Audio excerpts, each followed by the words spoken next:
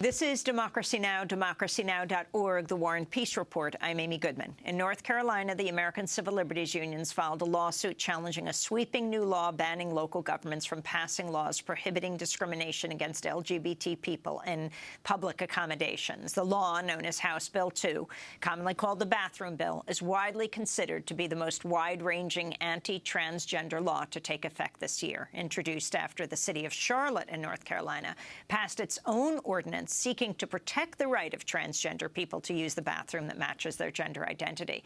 Well, Payton McCrorys joins us now. He's a student at UNC-Greensboro. He's a plaintiff in the federal lawsuit filed to challenge the new North Carolina law. Also with us, Chase Strangio, a staff attorney at the ACLU. So, Payton, if you would tell us your story, how you ended up being a lead plaintiff, what this law means to you. You're a 20-year-old student at Greensboro? Yes, I am a 20-year-old student at UNCG in accounting and business. Give you a little bit of backstory. I grew up in a small town in North Carolina. At about the age of 15 or 16, I started feeling different. You know, something just felt a little bit off.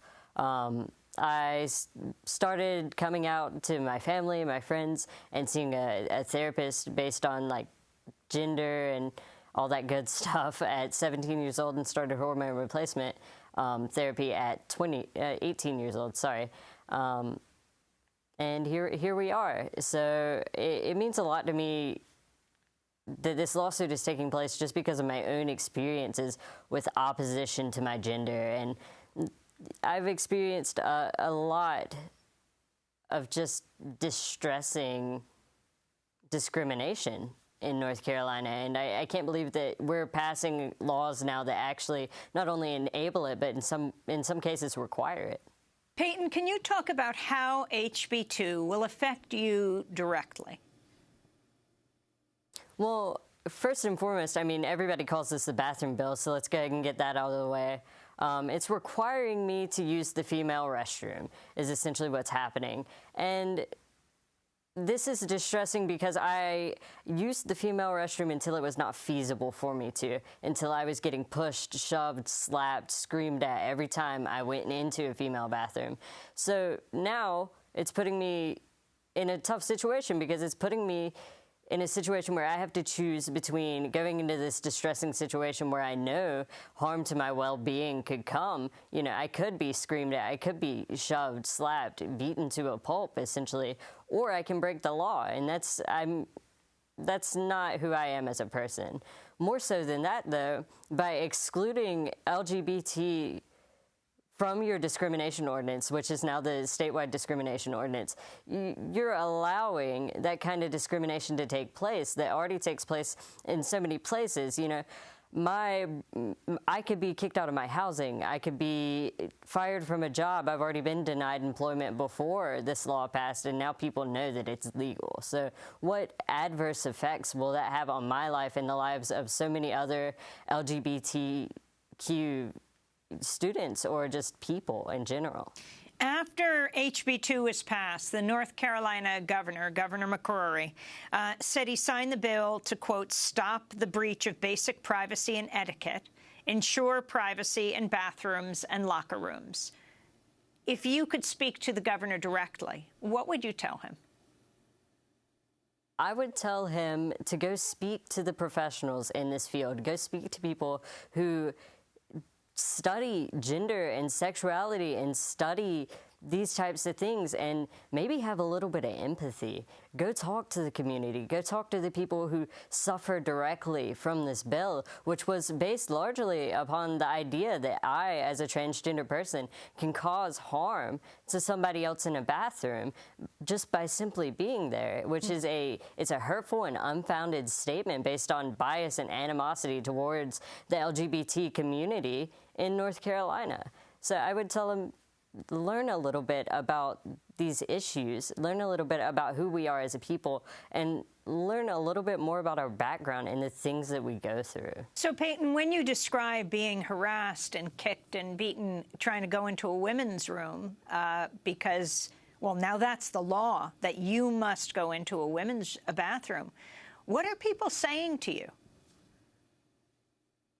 Well, quite frankly, I haven't used a women's room since I was 18 years old and 2 or 3 months on hormones. But I remember experiences in high school where I would walk into a women's restroom full of freshman and sophomore girls, and I would be screamed at, told to get out. I'd be called a predator. I had the SRO called on me one time, and it became such a problem that I had to go speak with a counselor and get approved to use faculty bathrooms. But that's not the real problem here. The real problem is that I could be denied access to programs. I could be denied access to housing. I could be denied employment. You know, what kind of life effect is this going to have on me past just using bathrooms? So, Payton, how are people organizing on your campus at the University of North Carolina, Greensboro? You mean in support of the lawsuit? Well, yes, both for and against. Do you find you're getting much support?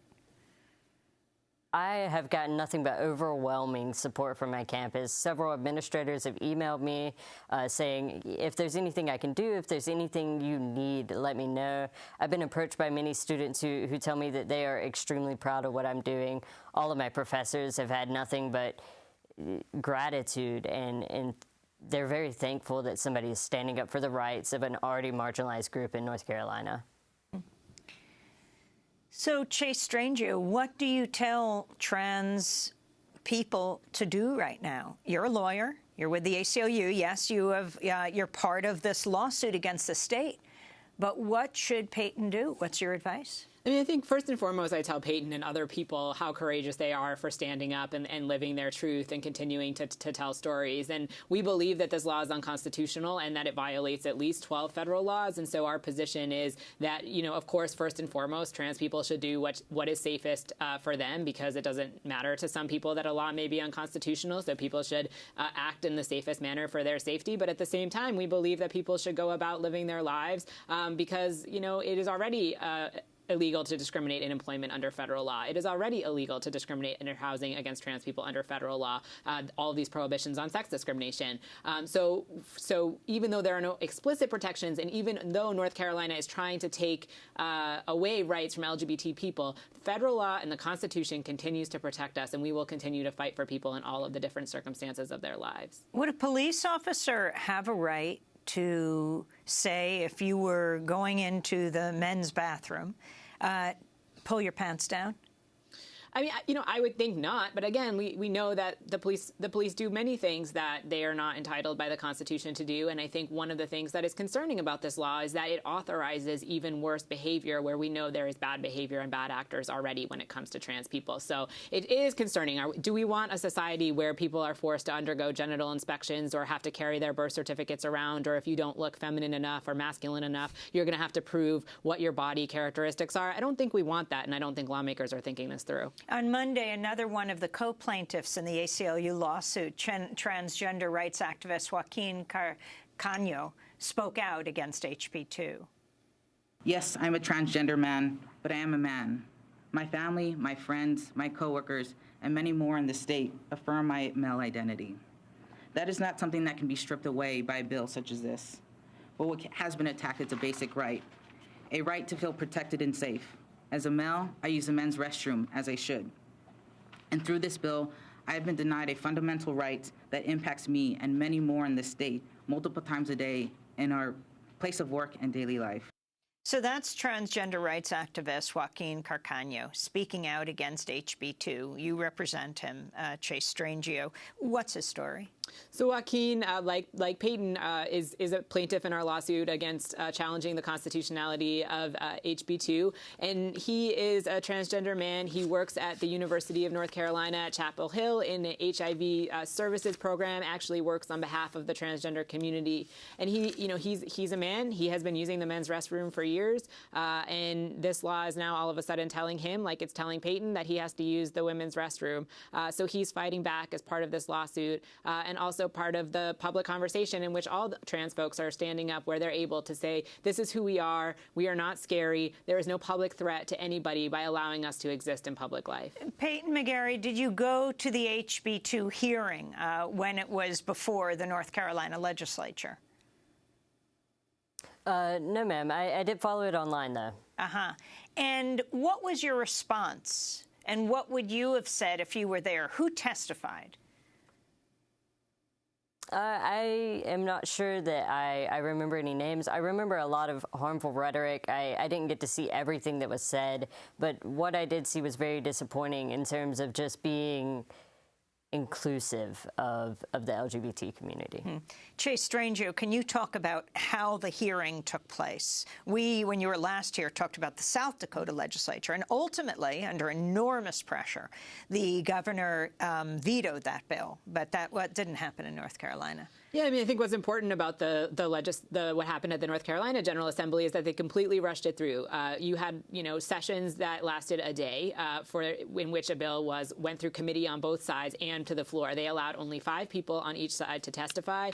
There was really no study of the bill. There was really no ability to even read the bill for lawmakers in advance. So the hearings were incredibly disturbing, both in terms of the procedure under which they were sped through, and as well what was said. And one lawmaker, I think, said something along the lines of, the $42,000 won't cover the medical bills that will have to come when some freak comes into the bathroom with my daughter. So we have lawmakers actually threatening, in no uncertain terms, the safety of transgender people in veiled threats before legislative hearings. And yet here we are now with a law that actively mandates discrimination against a community that is so targeted already. Mm-hmm.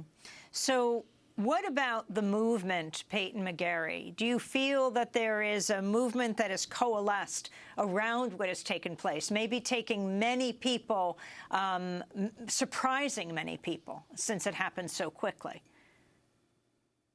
Oh, absolutely. I mean, I think there's been a movement for LGBT rights for a really long time, and I think that now this is really bringing people together and making people realize that this is a threat to our movement to accept each other and our movement to love each other. And that's a really scary thing for a lot of people, because there is a large movement right now to love people regardless of the circumstances of their lives, and this is a very big threat to that. The issue of states' rights is also very significant here. I mean, this is all coming in response to Charlotte passing a law to protect LGBT people. And the North Carolina legislature says, no, Charlotte, you can't do this.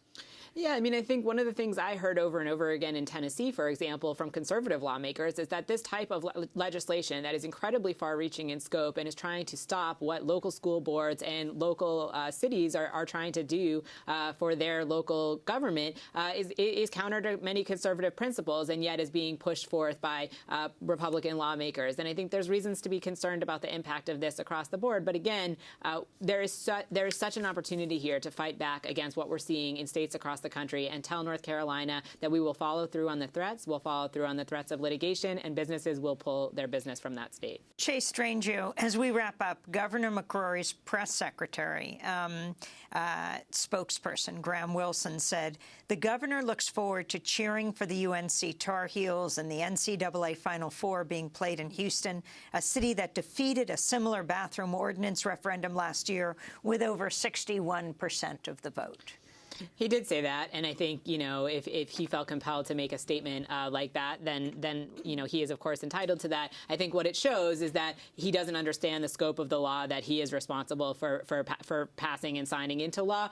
Houston, of course, was a disappointing defeat at the ballot of a non-discrimination ordinance, but Houston did not mandate that anyone else stop passing ordinances, nor did Houston mandate discrimination in bathrooms. They simply repealed an ordinance that had been proposed and went to the ballot. Here we are in North Carolina, where a sweeping legislation is requiring discrimination across the state, stopping what localities can do to protect their residents, and I think is far worse than anything we've seen, and the governor should frankly be ashamed.